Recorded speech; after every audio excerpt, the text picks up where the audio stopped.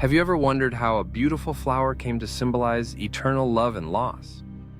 Let me take you back to ancient Greece, to the sun-kissed plains where young Hyacinthus thrived. A favored companion of Apollo, the god of the sun, Hyacinthus was not only strikingly handsome, but also gifted in athleticism.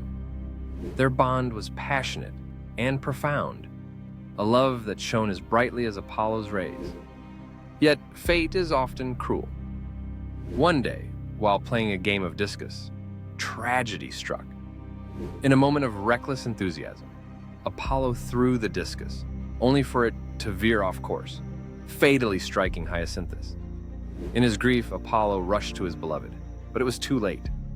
The vibrant youth lay lifeless on the ground. Devastated, Apollo wept, his tears mingling with the blood of Hyacinthus.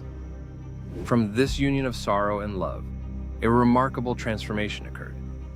The ground where Hyacinthus fell blossomed with beautiful purple flowers, forever bearing his name. Thus, the hyacinth came to symbolize the delicate balance of love and loss, a reminder of the ephemerality of life and beauty.